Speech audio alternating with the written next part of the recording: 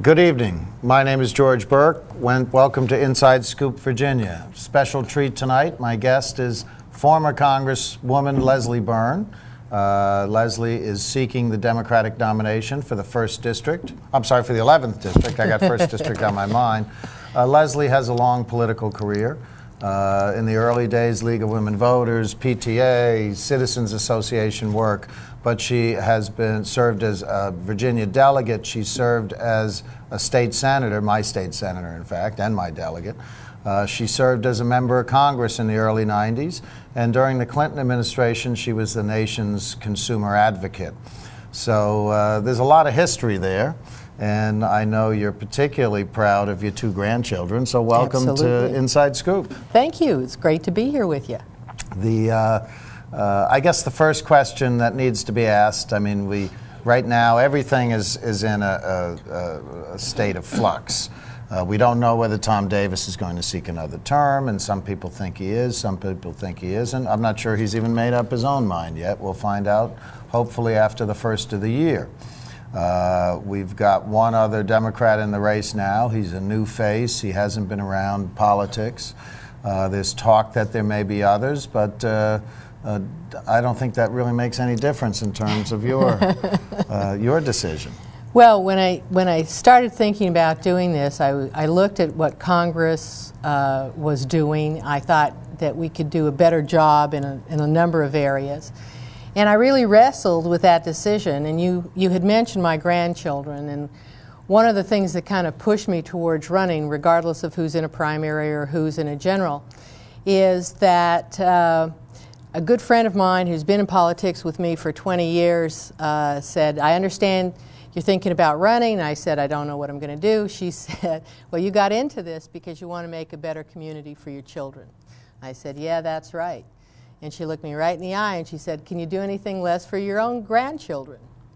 And that kind of pushed me over the edge to say, yeah, you know, we don't need a legacy of debt and bad environment and all of these things that we're facing in an unending war to be left to either our children or our grandchildren. So I decided to get back in the fray and do my best and hope that it comes out well. One of the things I wanted to mention before we get too far into this, first to note, I am the chair of the 11th Congressional District Democratic Committee, and certainly happy that we have a candidate running of Leslie's character and Leslie's caliber. We've had one candidate on already. We had Doug Denetti on a couple of weeks ago. We will take all comers if anyone else files. I'll certainly be happy to have the Republicans on my show if they dare. And my hope is we will have some debates here as well as time goes on. I think Leslie agrees with me that the more the issues are laid out, the better understanding the voters, in first case the Democratic voters. There'll be a primary in June that Leslie will be running in. At least it appears so at this time. You never know. Things change in politics. So if you stay tuned, we will, over the coming months, you'll certainly learn about the 11th Congressional District. Not that we won't have other politicians and other people on different shows, certainly coming out of the House of Delegates, but we are going to concentrate some effort on the 11th District. Let's get right into it. Let's talk about the war. Okay. I think you and I are very much in agreement that we should never have gone there in the first place. But what can we do? I mean, we're in this morass now. Let me first set out what I did in 2003.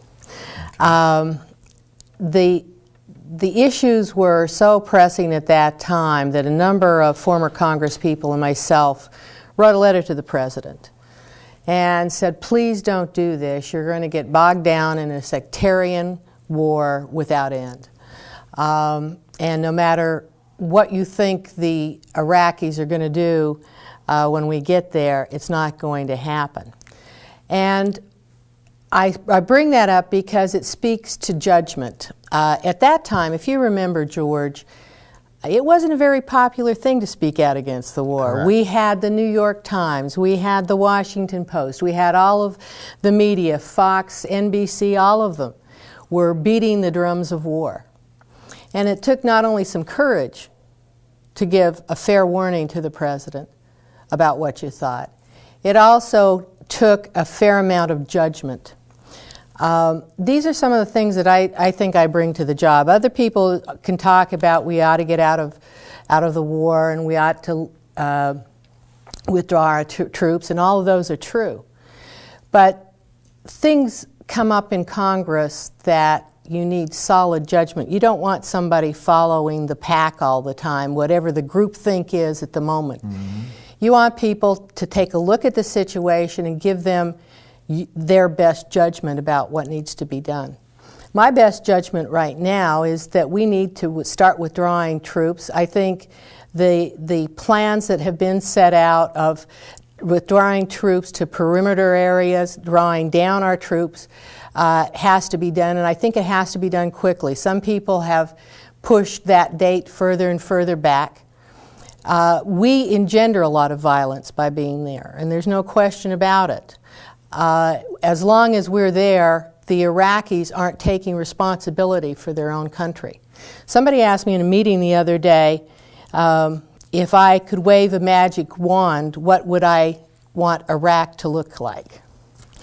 And I answered it this way: it doesn't matter what I want Iraq to look like. It matters what Iraqis want Iraq to look like.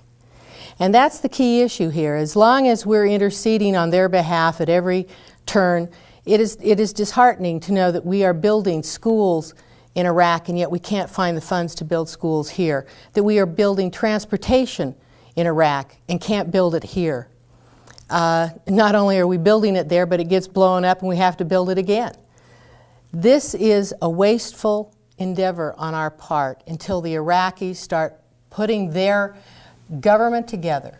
We can't continue to be their police officer.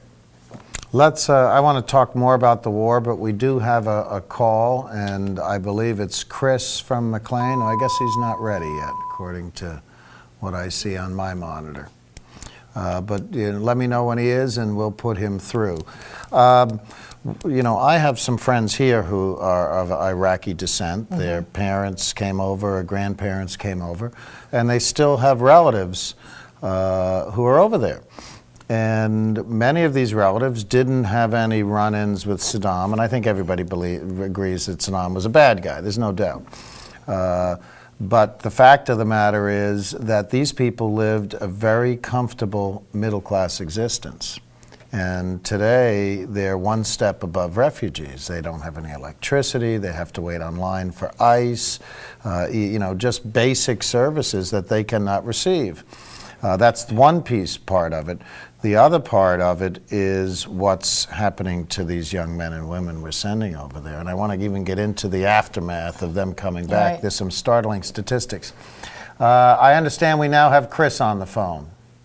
Yeah, thank you for taking my call. What can I do for you?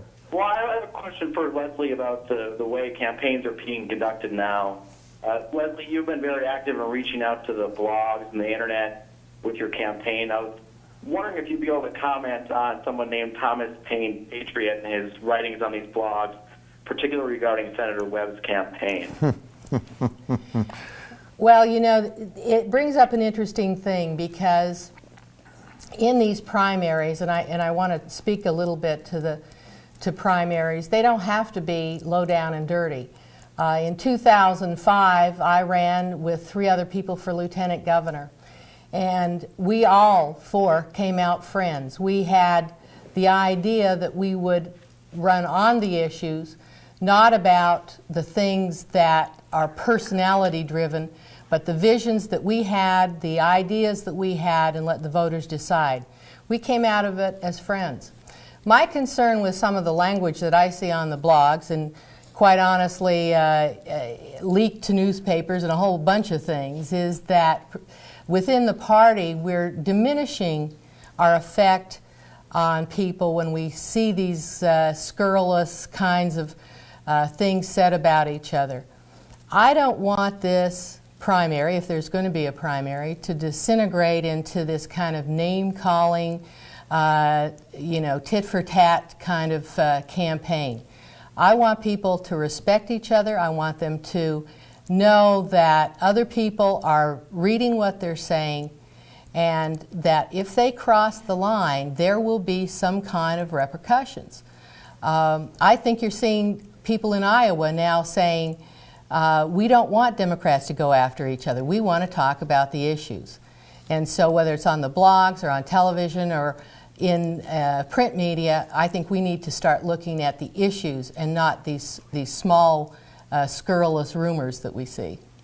You know, as a former journalist, I feel that if blogs want to be treated as news organs, they should follow some of the same precepts. But at the same time, you know, I'm an advocate of free speech, and the blogs are very much like the pamphleteers of old.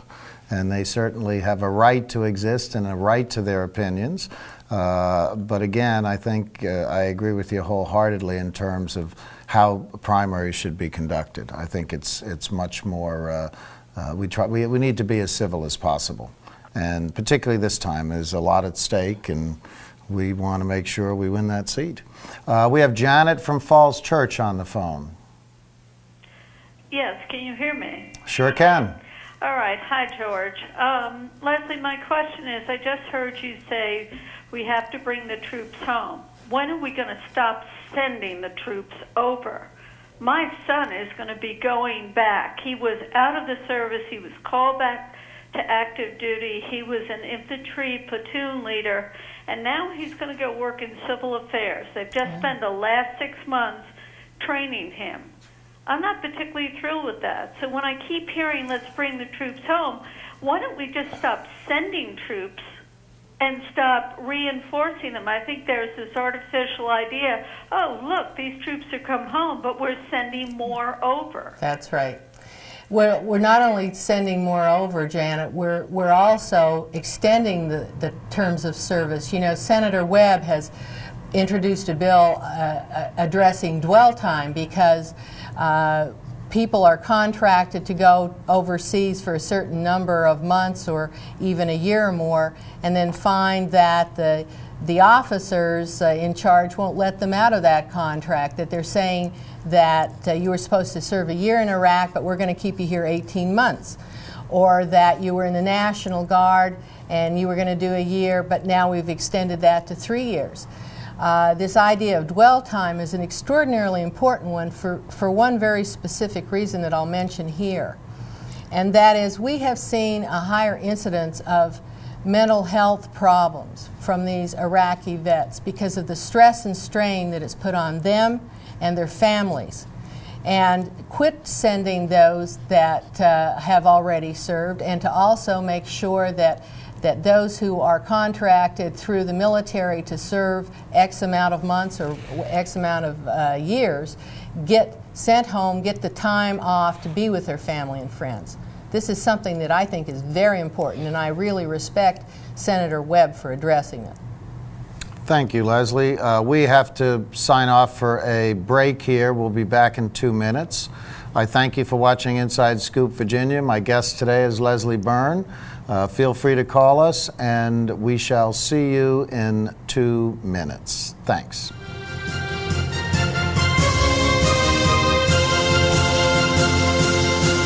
This is Mommy's bed. Me and Jenny were jumping on it. Mommy's gun fell on the floor. I was a cowboy. Bang, bang, bang, bang. I said, Jenny, wake up, it's just pretend. But she wouldn't wake up.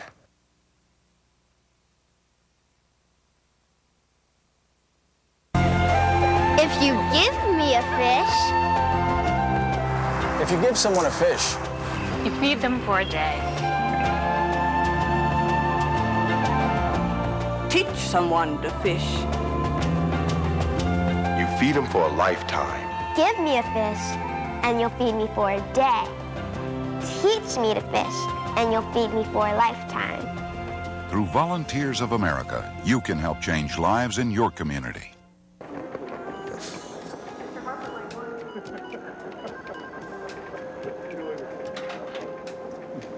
Oh, hey, Miss Mr. Studied algebra in school and got a better job than I could. You take the last cup. Oh, no, Mr. Stuck in an entry-level job because you only learned basic math. I don't have a boss riding my butt like you do, so you take it so you can get back to your desk. You know, I probably should, but maybe Miss AP Calculus with the $200 haircut in the big office upstairs would like a cup. Oh, no, Mr. What was your name again? Never mind, it doesn't matter. I'm too busy doing important things to care. I just came down for some sweet and start. You know, if my limited math abilities weren't keeping me from getting a better job, I'd quit this afternoon. I don't blame you. But thank goodness you're stuck here because we really need someone to make the coffee.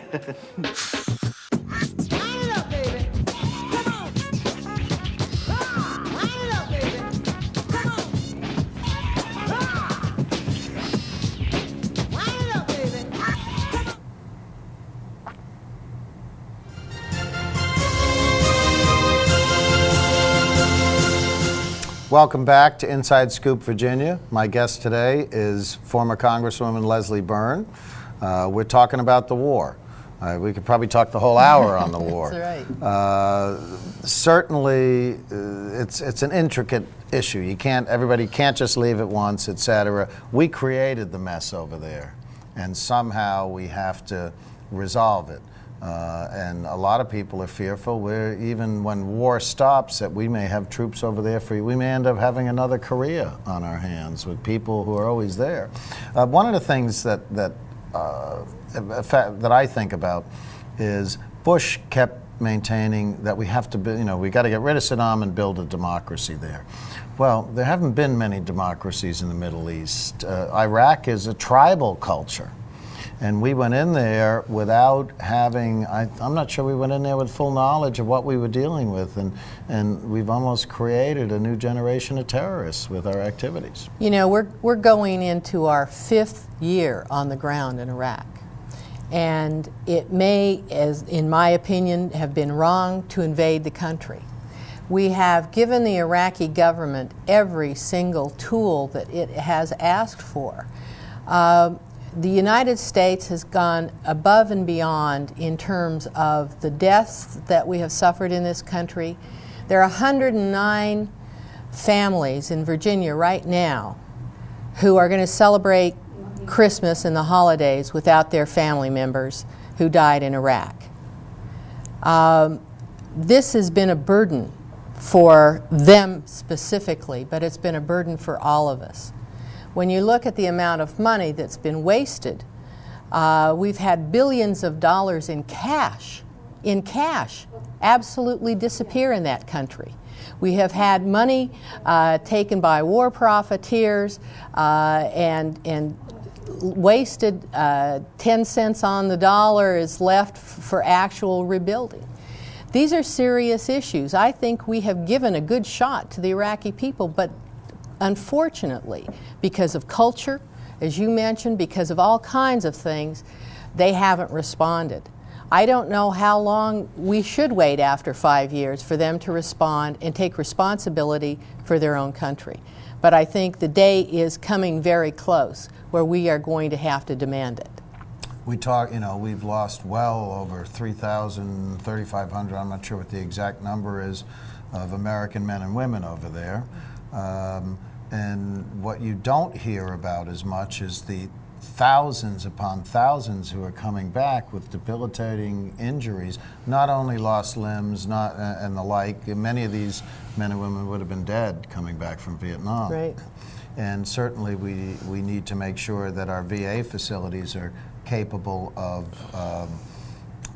dealing with them. But I heard a statistic that just quite frankly, it startled the hell out of me the other day, that between 100 and 120 returning Iraqi war veterans are committing suicide each month nationally across the nation. Well, and that goes to the issue of dwell time and a number of other things that we've spoken of.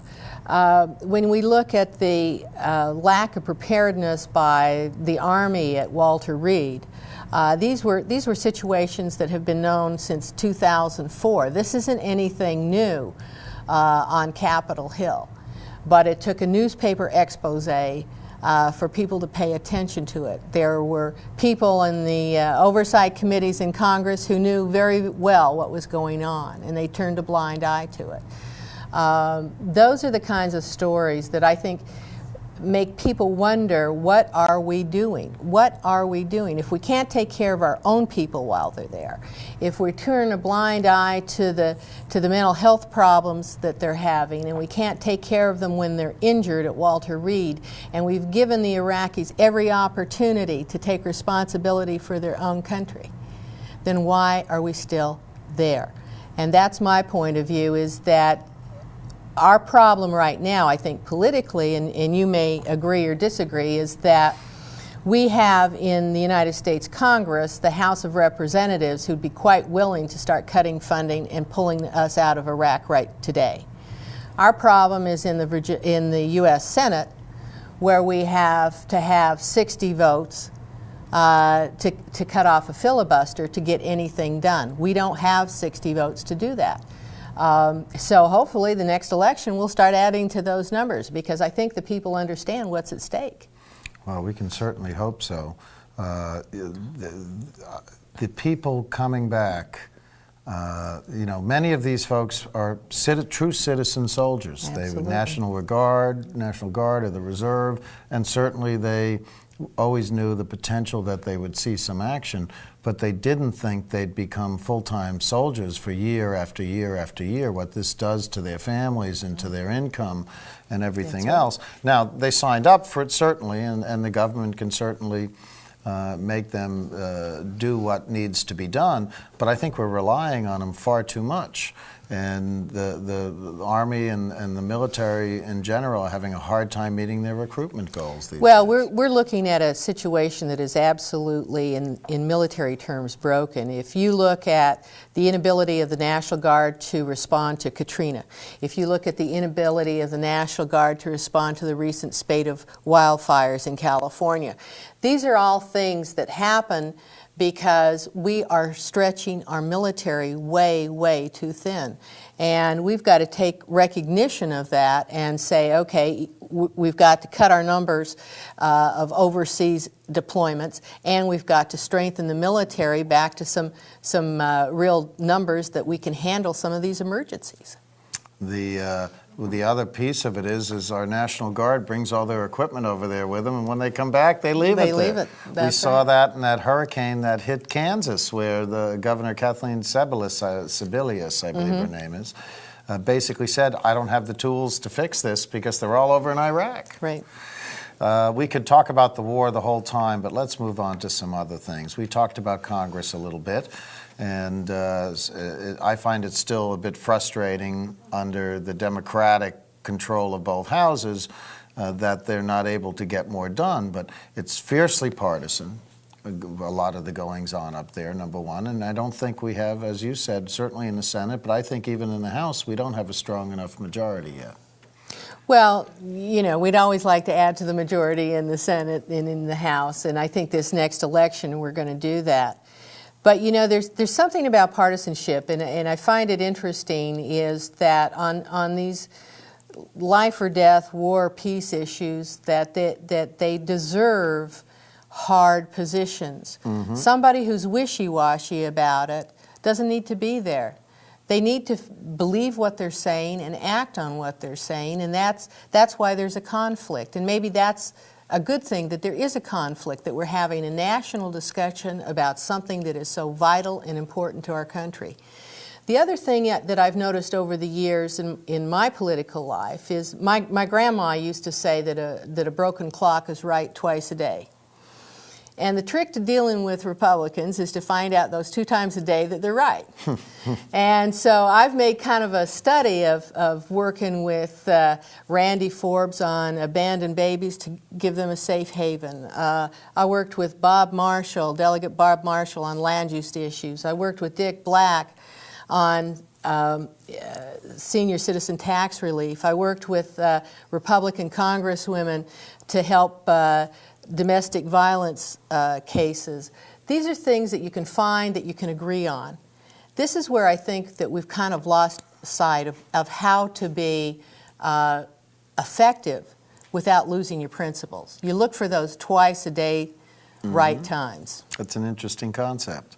Appropriations is obviously one of the engines in what fuels both the House and the Senate, and most of it starts in the House. Appropriations start in the House, and there's been a lot of discussion on earmarks. You have some members saying, well, earmarks are a valid thing. They've been there since time eternal, and they're secret for a reason, so that we can push some stuff out there maybe we couldn't push out otherwise. Where do you stand on the whole earmark issue? Well, it's interesting that this Democratic Congress for the first time took a step to make them more public, that at least in the House, you have to be able to show a paper trail of who put it in and where it went. My concern, because it doesn't affect the overall spending as much as it affects the process, is that earmarks I think it was when I left Congress, there were about 600 earmarks in 1995. This year there are 16,000 earmarks. And what it has done is that everybody is a free agent, and it has broken the committee process where you look at issues, you set priorities, you deal with each other on the merits of your case. Now it's, who can slip something under the door.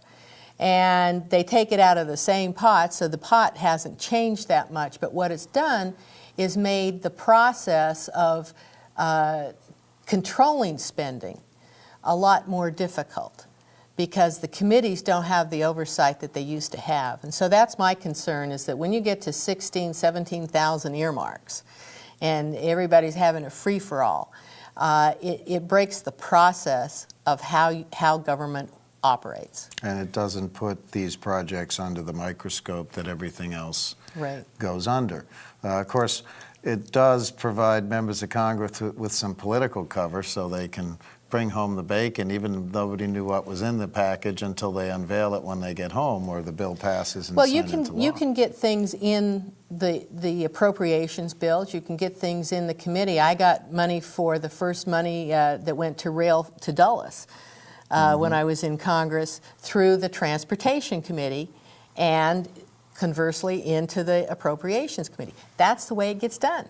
And when we come back, I think maybe we'll talk a little bit about transportation. It's certainly an issue here in Northern Virginia, as we both know. Thank you for watching. You can call us at 571-749-1166, and we shall return in 2 minutes.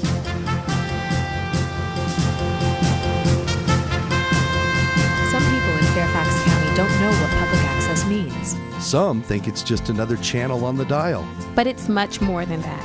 It's the voice of the people. People like you. Your neighbors. Your friends. Or your family. People who want to share ideas. Opinions. Cultures. Lifestyles. Art. Sports. Music. Events. Entertainment. History. Science. Beliefs. People who want to learn about television. Producing. Directing. Cameras. Audio. Lighting. Editing. Or radio. Talk. Music. Whatever you think people should hear. Public access is the place where everyone has a voice. And it's the place where that voice gets heard. A place where you can create your own form of personal expression. So what do you want to say? Whatever it is. You can say it here. Because we're public access. For the people. By the people. It is about balancing our choices between the gray of the concrete jungle and the stunning beauty of the real one, between a stoic facade of granite and the fury of the canyon. It's why there's EarthShare, the simple way to find balance. EarthShare is the workplace giving program bringing the leading environmental groups under one umbrella. Support EarthShare, support them all. EarthShare. Please ask your employer about workplace giving. To learn more, visit our website.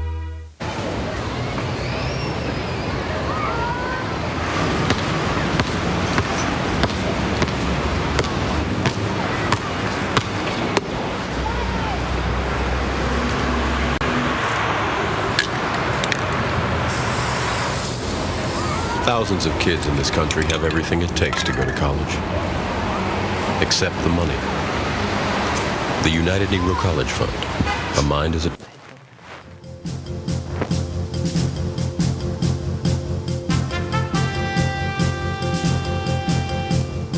Welcome back to Inside Scoop, Virginia. My name is George Burke. I'm your host. My guest today is Leslie Byrne, former congressman, former state senator, former delegate. She's running as a Democrat in the 11th Congressional District.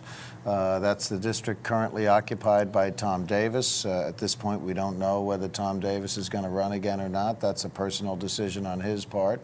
Leslie's already pointed out it doesn't matter whether he's in or not. She'll be in the race. Let's talk a little bit about transportation. Okay. I mean, you mentioned the rail to Dulles. What do you think is going on there? You know, what's your take on it? Well, I think everybody that has looked at this recognizes that there were some pitfalls along the way. One of those was having a no-bid contract. To have a contract of this magnitude without a bidding process, without an open, transparent process, was the first mistake. The second mistake was not going for the tunnel alternative, is that you're looking at a decision that will impact us for generations.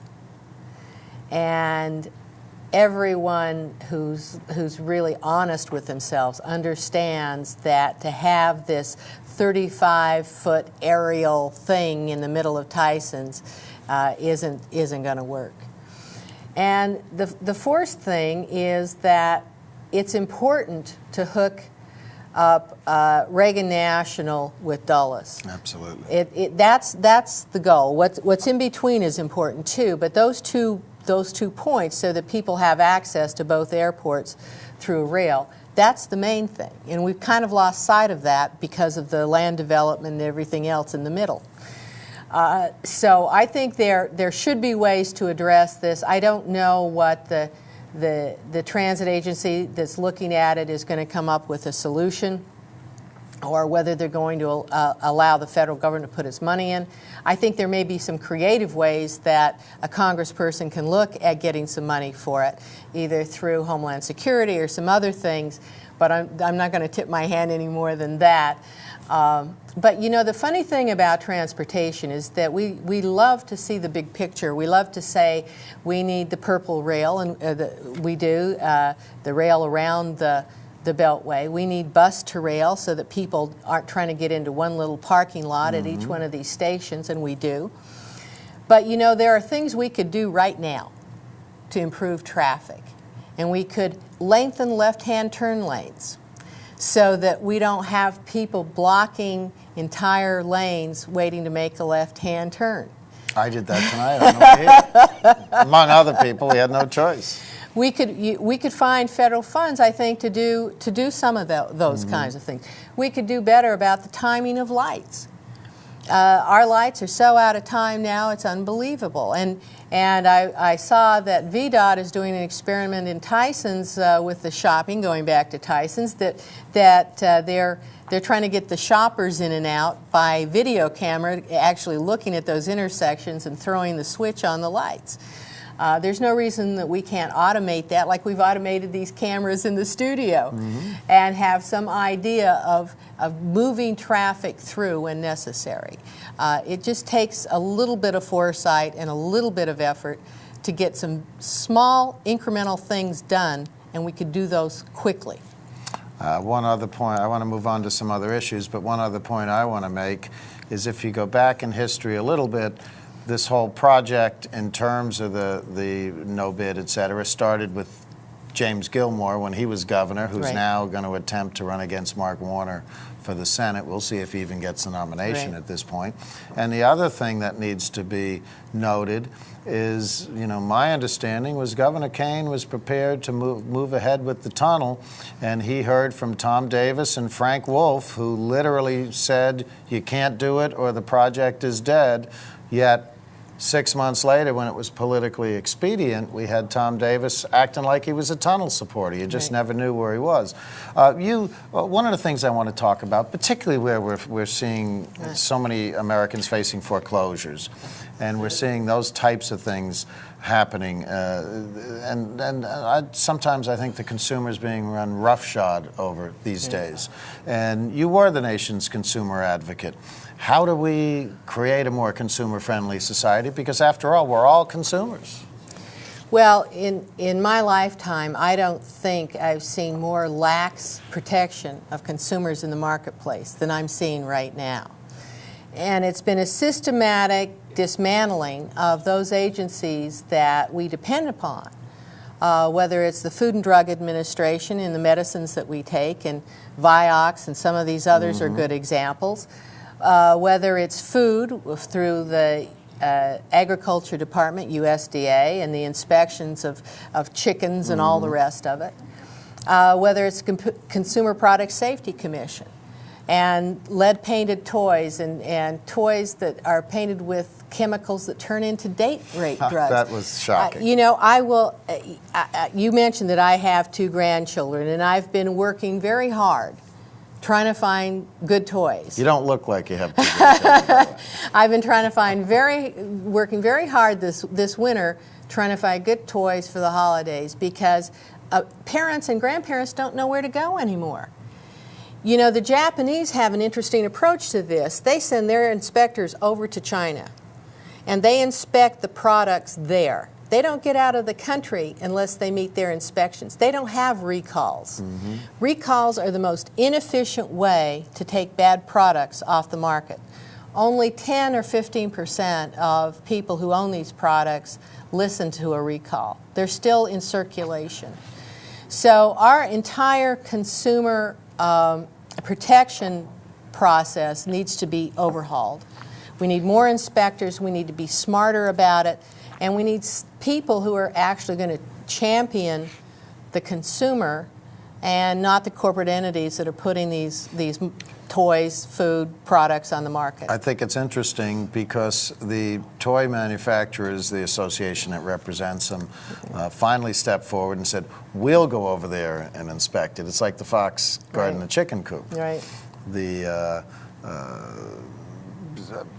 Interesting. And, you know, my kids are grown up. I don't have grandchildren yet, but, you know, I would certainly be worried about the toys and some of the other things.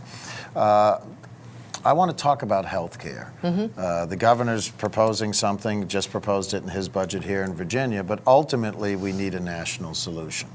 Hillary Clinton tried, didn't get the kind of support she needed. I happened to have some involvement in that on the early part of it, and she was moving in the right direction. And if she's elected president, I'm sure she will try to push a program again, and we'll wait and see what that is. But, you know, we need to do something now. I mean, my 2 younger children are too old to be under my insurance, yet they don't have the kind of jobs that guarantee them health insurance. My oldest now has it. Certainly at that age, they can probably do okay with catastrophic type coverage as opposed to every little thing, and that's how a lot of the young people get their insurance. But what are we going to do? It's a mess. We've got all these different programs. We've got all these insurance companies who don't want to change anything because they're making boatloads of money. We have not all of the medical professionals, but a portion of the medical professionals who don't want to change anything because they're making boatloads of money. And I don't have a problem with anybody making boatloads of money unless they're making it on the back of people who either can't afford it or are in crisis at that time. Well, I had introduced a bill when I was in the state Senate that allowed people to buy into the state employees' health care insurance program. I also was a proponent of it during my run as lieutenant governor. And I'd like to say it was original, but it wasn't. When I served in Congress, that was our fallback bill for the Clinton health care bill, is that we wanted to open up the same insurance program that Congress people have to businesses and individuals. They would buy into it. It would give them more coverage, more choice at a cheaper price because we're broadening the pool. One of the things that I think people don't understand about health care is that we're all paying the price for the uninsured now. Absolutely. is that when the uninsured go to emergency room for care, they're getting the most expensive care. They can't pay. The hospital then charges us $1,600 for a bed in the hospital for a day, $10 for an aspirin, because they're spreading the costs between the insured and the uninsured. So whatever it costs to get people insurance, we're paying that cost now for them not to have insurance, only we're paying more. And that's the thing that a lot of people I don't think understand, is that having universal coverage actually saves us money, because we're paying for 46 million Americans right now who don't have insurance. In Virginia, out of the 7 million of us, 1 million don't have health insurance. So we pay for the 1 million in Virginia, the 6 million of us who have insurance, and that causes our premiums to go up. When our premiums go up, employers either add more to the cost to the employee because they can't foot the bill anymore, or they drop the insurance. So we've basically created a death spiral of higher costs, less insurance, higher costs, less insurance, and it's a race to the bottom. Portability is another issue. We have people who may have a cancer or something else. They lose their job or they quit their job. Well, they lose their insurance, and they go out, and if they want to start their own business, or they just are between jobs, once COBRA is gone, they have no place to turn, because none of the insurance companies will insure someone who has a pre-existing condition unless it's a group program. That's what I like about the whole small business part of it, because that's a group. So you could go in regardless of your pre-existing condition. That's a serious, serious problem for many of our citizens who are the most ill and have the most issues. Well, and one of the problems with people who try to access COBRA is that it's become so expensive. If you've lost your job, you can't pay for it. Mm-hmm. So they're the very people that end up going to the emergency room and having the rest of us pay for those costs. So it's kind of penny wise and pound foolish to continue to pay for the most expensive care without some kind of policy that covers everybody. There are so many, and not just senior citizens, but there are so many Americans who have conditions, and I know some personally, where they can't afford their medicine, and or they can't afford chemotherapy, and the doctors are private practitioners, and their practices are private, and they'll only do it for so long, and all of a sudden you don't get the treatment or the medicines that you need. This is a prime example of government gone wrong, is that we created a program called Medicare Part D in the Medicare program for senior citizens to have drugs. And our Republican friends fought against one very necessary component of it, and that was to negotiate the price of those drugs. Is that now we're looking at, I think it's something like a $400 million shortfall on this program, which has been a godsend for many seniors.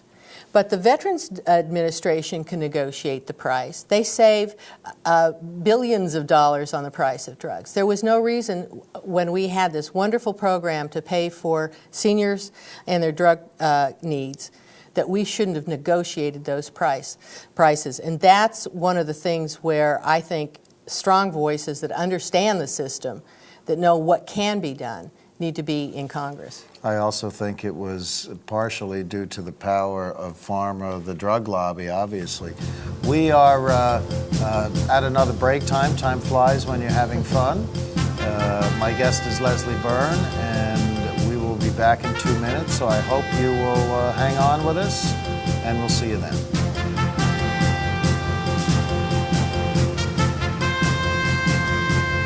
This is Mommy's bed.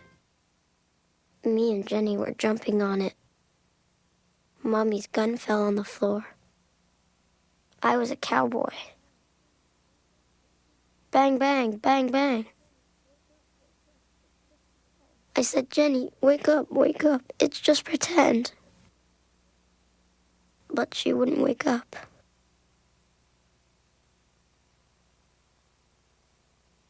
If you give me a fish.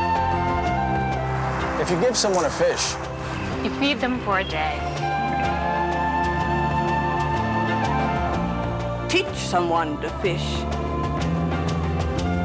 feed them for a lifetime. Give me a fish, and you'll feed me for a day. Teach me to fish, and you'll feed me for a lifetime. Through Volunteers of America, you can help change lives in your community.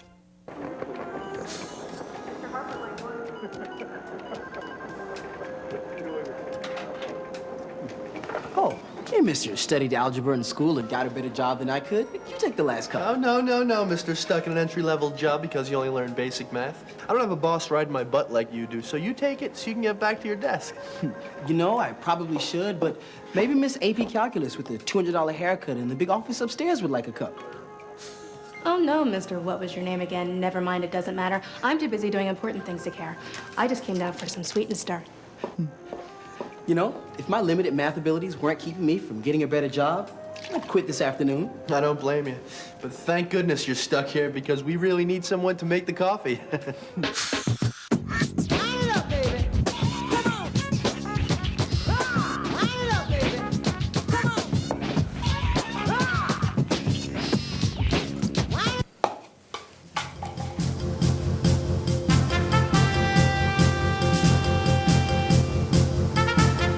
Welcome back to Inside Scoop, Virginia. My guest today is Leslie Byrne, Democratic candidate for the 11th Congressional District.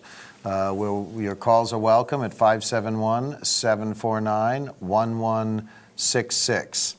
Let's talk about money for a couple of minutes, Leslie.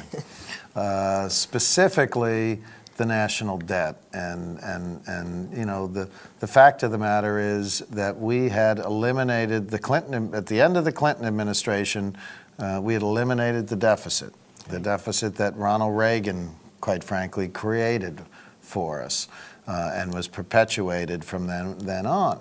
And administrations love to blame the Congress, and certainly some of the blame can go to the Congress, but ultimately the administration, they're the folks who call the shots, spend the money, and really decide the nitty-gritty in terms of how to spend that money based on the committee reports.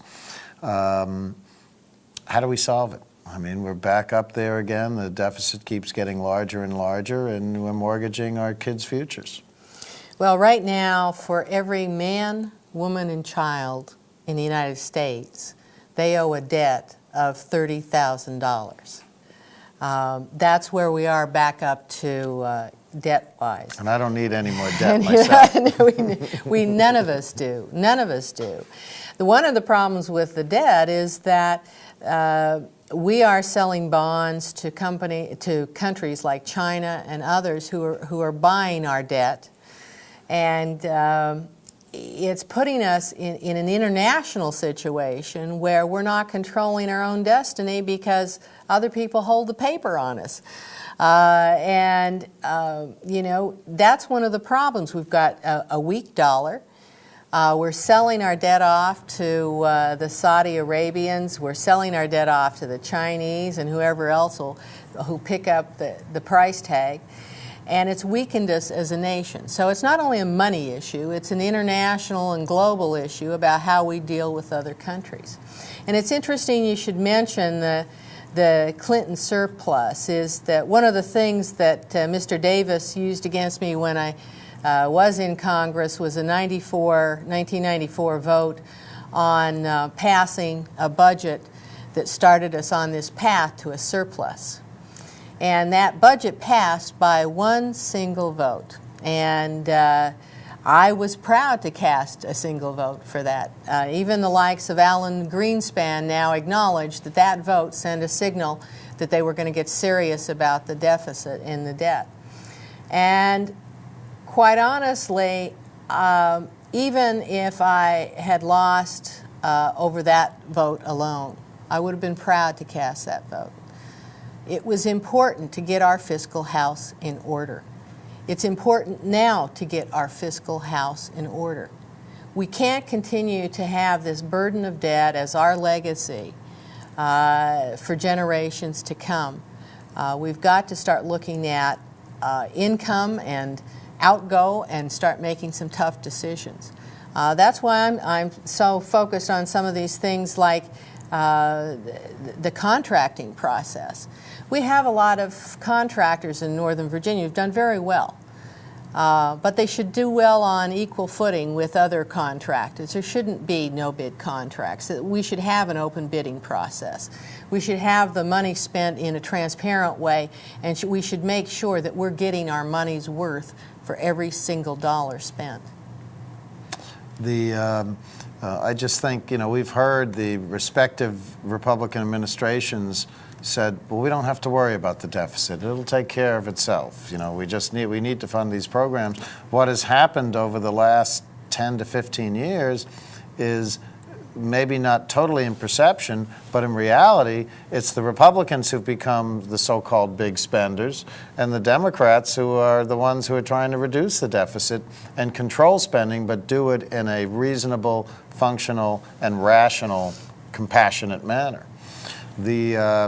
Another issue I think that divides not all Republicans, but many Republican elected office holders is the environment. Right. We've heard a lot about global warming, and that's certainly an issue of gigantic proportions. But there's the smaller things that are not really that small, like Chesapeake Bay, and we're now learning the Potomac isn't maybe as clean as we thought it was. What do we do? How are we going to protect this earth? And it's not a matter of protecting it for the birds or the bees and the hippies.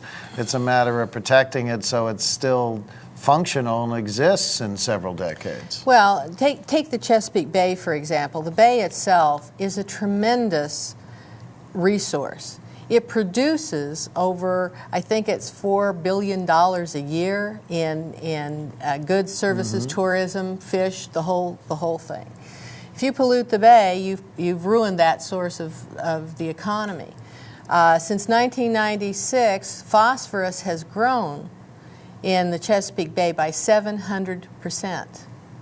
700%. I mean, that's a huge amount when you think about it. And the reason phosphorus is important is that it grows the algae, which cuts out the oxygen, and then the fish die because they don't get enough oxygen in the water.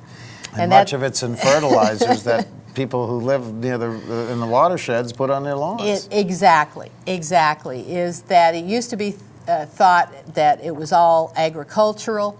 Now it's mainly suburban runoff. It is not. It's not somebody who lets his cows walk in the stream. It's suburban runoff with inadequate storm treatment. So these are some things that the federal government can help localities with: is storm treatment, giving them the grants they need to actually address this problem on a real-time basis. We've done a little of it, but we haven't done enough of it. In terms of climate change, we've got to continue to increase the CAFE standards. Those are the miles per gallon standards that we require cars to have. We just bumped it up to 35. There's no reason we can't bump it up to 49 like the French. Yeah. I mean, goodness gracious, we can do as well as the French. There are things that we can do. The cap and trade, where we allow companies to cap their emissions and trade with other companies and give them offsets for not polluting, we can do that. But the thing that really intrigues me about renewable energy and all the things that we need to do is that there is a proposal out there. Many people are aware in this area of DARPA. And DARPA is the defense agency, whiz-bang guys who basically came up with the first internet, not Al Gore, but DARPA. And they are a model for what I think we need to do in the federal government, is to set up an energy research and development arm like DARPA, where they can start looking at some of these things of how to make coal burning more efficient, clean, whether it's gasification or not, the getting rid of the nuclear waste that we need to get rid of, all of the various and sundry things, wind, all of those need to be looked at now. And I think that's where we can be a real benefit. One of the things is the debate over ethanol. Ethanol is proved to be a viable fuel. But what's happening is the transportation costs and the costs of growing it, et cetera, make it at this point more expensive than producing gasoline. But that will not be forever. I mean, we've now seen gas come up to $3 a gallon, and we certainly need to look for these other opportunities. We could talk, I've got 100 other issues on my tablet here that we could talk about, but one of the things I like to do with a candidate is give them 2 minutes to talk directly to the voters, directly to the camera, and tell them what you think, tell them why they should vote for you, and of course, as you know better than anybody, ask for their vote. So be my guest. You're on for 2 minutes. Well, thank you. I think some of you may already know me. You know me from what George pointed out as my work in the House of Delegates and the State Senate and in the U.S. Congress, even maybe from the White House. You know, there's a lot of talk every election about being agents of change. As Virginia's first woman in Congress in its history, I know a little bit about change. I've had the experience and the background to affect change, and I plan on doing that, but I can't do that without your help. I need to have each of you participate in this primary, participate in the general, and say that you want to change in the way Congress does business. And thank you for being here tonight. You and I have known each other for a long time, and I thank you for being here tonight.